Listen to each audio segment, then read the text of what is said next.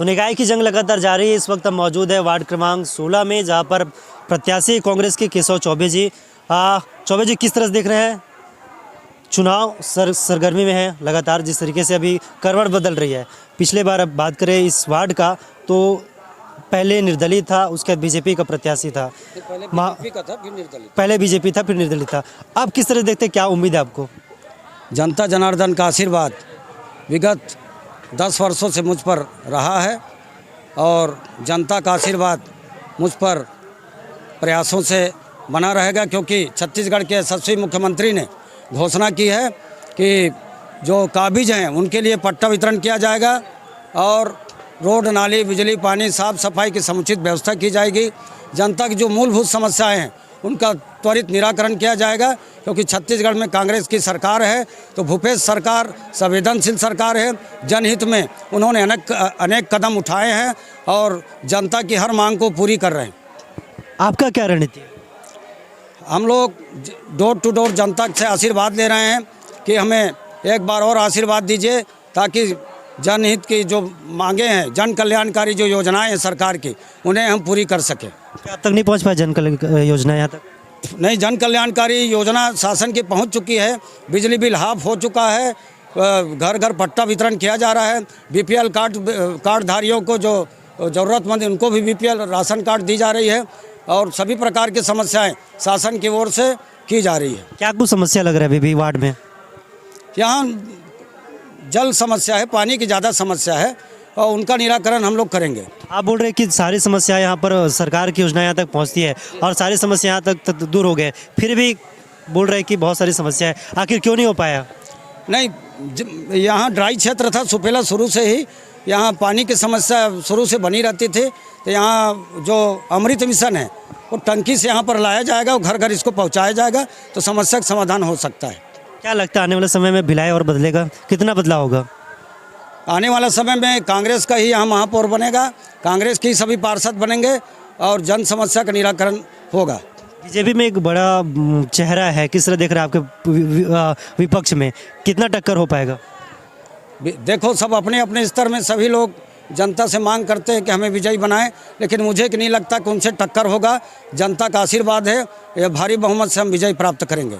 किस तरह देख रहे हैं महिला, जब लगातार आप वार्ड में घूम रहे हैं, लोगों की समस्याएं क्या कुछ है और उनसे क्या कुछ मांगे आ रही है आपको?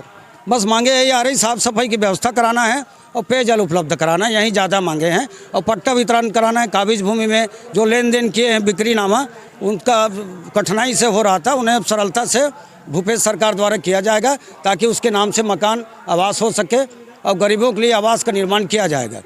माहौल कैसे है 16 वार्ड में? बात करें तो रात के माहौल, दिन का माहौल, महिलाएं सुरक्षित है कि नहीं? किस तरीके से यहाँ पर और भी व्यवस्था को दुरुस्त करने की ज़रूरत है? नहीं, महिलाएं सब सुरक्षित है और हमें पूरी उम्मीद है कि यहाँ महिलाएं सुरक्षित है और महिलाओं को कई प्रकार के शासन के द्वारा स्वावलंबन बनाने के लिए योजनाएं भी तैयार की गई है।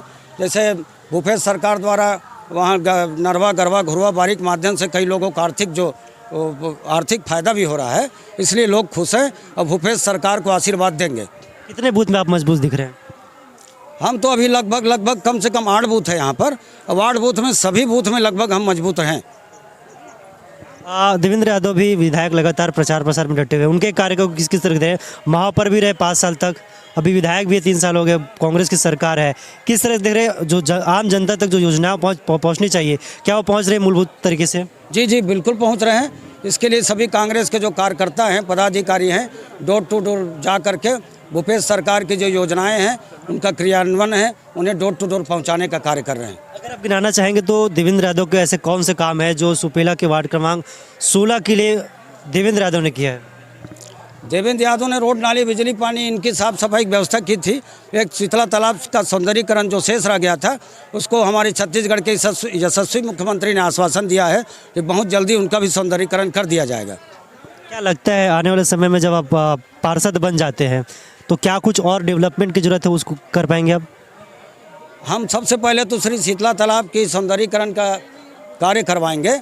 उसके बाद जो अमृत मिशन है, इसके लिए जल समस्या यथावत लोगों के बनी हुई है, उनको हम जल्दी जल्दी करवाएंगे, साफ़ सफाई की व्यवस्था करवाएंगे और गरीबों को पट्टा वितरण किया जाएगा।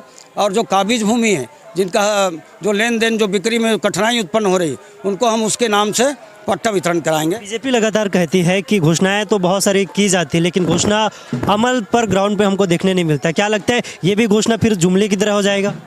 बीजेपी खुद 15 साल राज की है, लेकिन बीजेपी ने सिर्फ कोई कार्य नहीं की है, सिर्फ आश्वासन एवं जुमलाबाजी की है।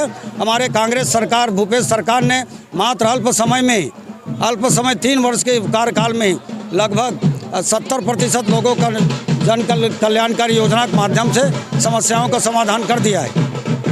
तो ये थे कोई केशव चौबे जिनसे हमने बातचीत की, जिनका साफ तौर पर कहना है कि आने वाले समय में इस जो वार्ड क्रमांक 16 है वहाँ पर विकास की गंगा बहाएंगे, लेकिन साफ तौर पर जिस तरीके से निर्दलीय और बीजेपी के पार्षद रहे, अब देखना होगा कि जनता का मूड है किस ओर जाती है और क्या कुछ परिणाम वार्ड क्रमांक 16 में देखने को मिलता है। कैमरा पर्सन सोनू साहू के साथ अर्जुन किटिकेश्वर, भिलाई, छत्तीसगढ़।